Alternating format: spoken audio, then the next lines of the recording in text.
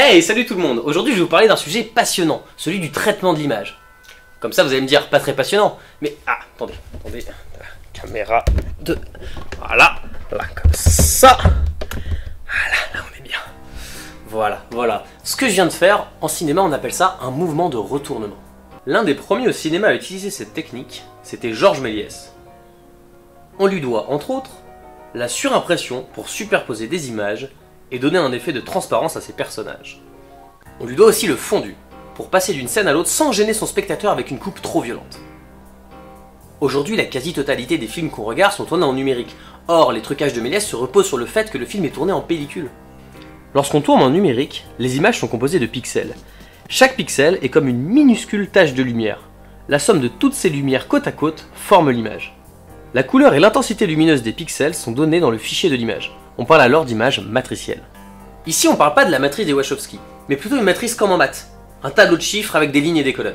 Chaque case de ce tableau contient les valeurs de couleur et de luminosité de chaque pixel. Si on change ces valeurs, on modifie notre image.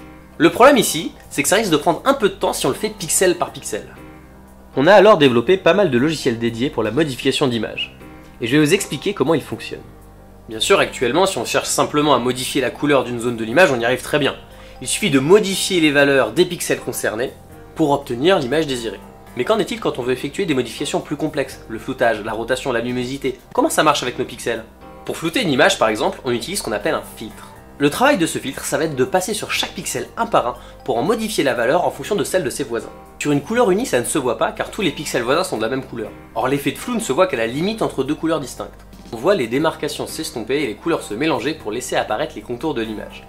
A l'inverse, il est possible d'utiliser un filtre pour améliorer la netteté. On appelle ça un masque de flou. Pour ce qui est de la modification de forme d'une image, on utilise un autre principe mathématique, celui des applications linéaires. Les applications linéaires, c'est un peu comme un moule à gaufres. Tu mets ton image, t'appuies bien fort et elle ressort toute déformée. Prenons un exemple. Imaginons qu'on ait envie d'étirer une image dans un sens. Une image, ça a une hauteur et une largeur qu'on va représenter par les axes X et Y. Pour étirer l'image en hauteur, on va d'abord utiliser l'application linéaire neutre, celle qui ne change rien et qui se représente par une matrice à deux dimensions comme celle-ci. Ce qu'on va faire, c'est qu'on va multiplier le 1 en Y par autant de fois qu'on veut étirer l'image. Après passage dans l'application, notre image se retrouve étirée. Il existe plein de matrices comme celle-ci pour autant d'utilisations que l'on souhaite, et on peut même les combiner. Voilà, aujourd'hui je vous ai montré comment un certain nombre d'outils de traitement d'image fonctionnent. Les domaines d'application de ce genre d'outils sont multiples. Photoshop, filtre Instagram, médecine, robotique et j'en passe. Aujourd'hui, le traitement d'image permet à nos machines d'avoir des yeux et de savoir s'en servir. Ça permet de faire des montages avec ton acteur ou actrice préféré, et ça juste grâce à des 0 et des 1 dans un fichier. Je suis Benoît Béroul. Merci de m'avoir écouté, et à bientôt.